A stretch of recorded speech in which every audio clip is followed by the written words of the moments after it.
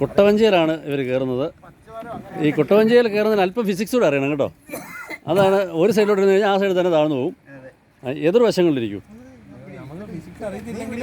ഇല്ല, നമ്മൾ ഈ വീട്ടിൽ ഇടിയപ്പം കോഴിക്കോട്ടൊക്കെ ഉണ്ടാക്കിയത് അപ്പോൾ ഓപ്പോസിറ്റ് സൈഡിലല്ലേ വെക്കുന്നത്. ഞാൻ കയറുന്നത് എടുക്കണ്ട. ഞാൻ കുണം വരാൻ ഞാൻ ആദ്യമേ പറഞ്ഞതാ. ആകെപ്പാടെ 3 കിലോയുണ്ട്. നീ ഞാനേ കേട്ടെ പതുക്കെ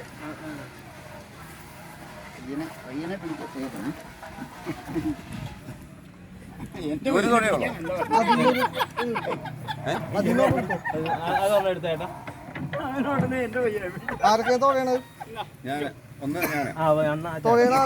സ്ട്രൈറ്റ് ആയിട്ടിരുന്നു.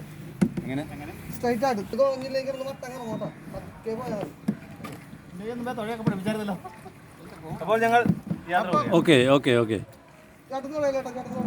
തികച്ചും സാഹസികമായൊരു കുട്ടവഞ്ചി യാത്രയാണ് ഇപ്പോൾ ഇവിടുന്ന് പുറപ്പെടുന്നത്. അതിൽ നമ്മുടെ സംഘാംഗങ്ങളായ ബെന്നി, ബിനോയ്, അപ്പഞ്ഞേട്ടൻ, ബിജു,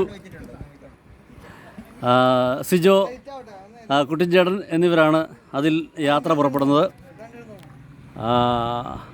2 പേർക്കാണ് തുഴച്ചിൽ ഉപകരണം കൊടുത്തിരിക്കുന്നത്.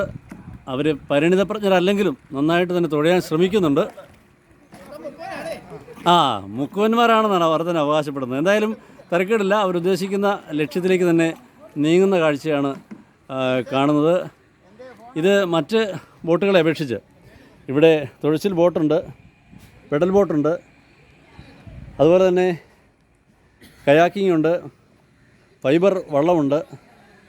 ഇതിനൊക്കെ അപേക്ഷിച്ച് താരതമ്യേന കൂടുതൽ ശ്രദ്ധ ആവശ്യമുള്ള ഒരു ജലകേളിയാണ് ഈ ജലനൗക കുട്ടവഞ്ചി. എന്തായാലും അവർ പുറപ്പെട്ടു കഴിഞ്ഞു. അവർ തിരിച്ചു വരുന്നത് കാത്തിരിക്കാം.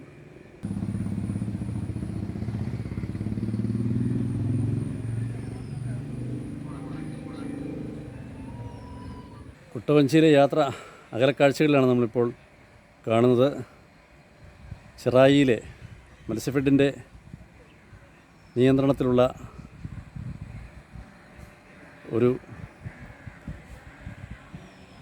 ഉല്ലാസ വിനോദ കേന്ദ്രമാണ് നമ്മളിപ്പോൾ ദൃശ്യങ്ങളിൽ കാണുന്നത്. ഇവിടെ വിവിധ തരത്തിലുള്ള ജലയാനങ്ങൾ സഞ്ചാരികൾക്ക് യാത്രയ്ക്ക് സജ്ജമായി തയ്യാറാക്കിയിട്ടുണ്ട്. നിശ്ചിത ഫീസ് ഏർപ്പെടുത്തിക്കൊണ്ട് ഈ തുഴച്ചിൽ ബോട്ടുകളും സ്പീഡ് ബോട്ടുകളും ഫൈബർ ബോട്ടുകളും കയാക്കിങ്ങും കുട്ടവഞ്ചിയും അടക്കമുള്ള സൗകര്യങ്ങൾ ഇവിടെ ഒരുക്കിയിരിക്കുന്നു. ഇവിടെ വരുന്ന യാത്രക്കാരും സഞ്ചാരികളുമെല്ലാം ഇത് നല്ല രീതിയിൽ ഉപയോഗപ്പെടുത്തുന്നു എന്നതും ശ്രദ്ധേയമാണ്.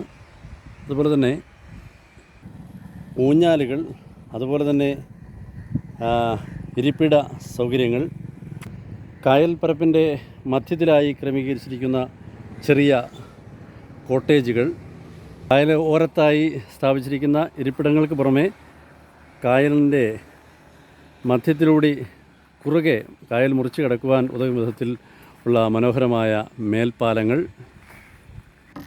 അങ്ങനെ എല്ലാം കൊണ്ടും ഏത് തരത്തിൽ നോക്കിയാലും മനോഹരമായ സ്ഥലമാണ്. ഒരു ദിവസം ഒരു സായാഹ്നമൊക്കെ ചെലവഴിക്കുവാൻ ആർക്കും ഉതകുന്ന തരത്തിലുള്ള വിനോദോപാധികളും ഉല്ലാസ സംവിധാനങ്ങളുമെല്ലാം ഇവിടെ തന്നെ ഒരുക്കിയിട്ടുണ്ട്. അങ്ങനെ നമ്മുടെ കുട്ടവഞ്ചിയിൽ പോയ സഹോദരങ്ങൾ അതിസാഹസികവും വിദഗ്ധവുമായി തുഴയെറിഞ്ഞ് പുഴയോട് കായലിനോട് മല്ലടിച്ച് അവർ തിരിച്ചെത്തിക്കൊണ്ടിരിക്കുകയാണ്. അതുകൊണ്ടോ അതങ്ങനെ തീരത്തോടടുക്കുമ്പോൾ ഒരല്പം സ്മാർട്ടാവുകയാണ്, സാഹസമാണ് ചെയ്യുന്നത്. കൈവിട്ടു പോവില്ല എന്നുള്ള ആത്മധൈര്യം കൈമുതലാക്കി അവരെല്ലാവരും വട്ടത്തിൽ തുഴഞ്ഞു കളിക്കുകയാണ്. വേഗത കുറച്ച് അവർ തീരത്തോടടുക്കുന്ന കാഴ്ചയാണ് കാണുന്നത്.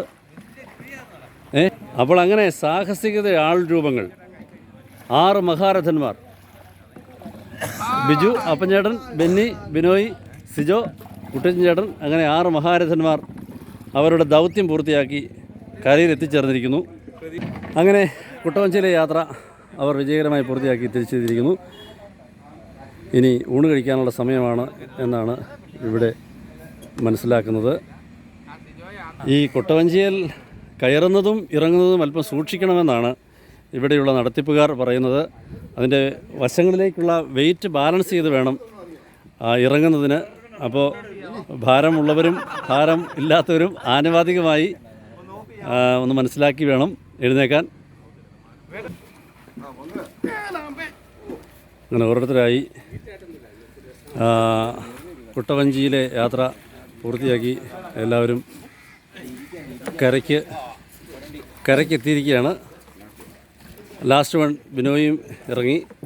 അങ്ങനെ അതിവിദഗ്ധവും സാഹസികവുമായി ഇവർ കുട്ടവഞ്ചിയിലെ യാത്ര പൂർത്തിയാക്കി ഇറങ്ങിയിരിക്കുന്നു. അങ്ങനെ ആ യാത്ര അവസാനിച്ചിരിക്കുന്നു. ഇനി അല്പം ഭക്ഷണമാവാം. ഓക്കെ, മറ്റൊരു വീഡിയോയുമായി നമുക്ക് വീണ്ടും കാണാം. Good bye.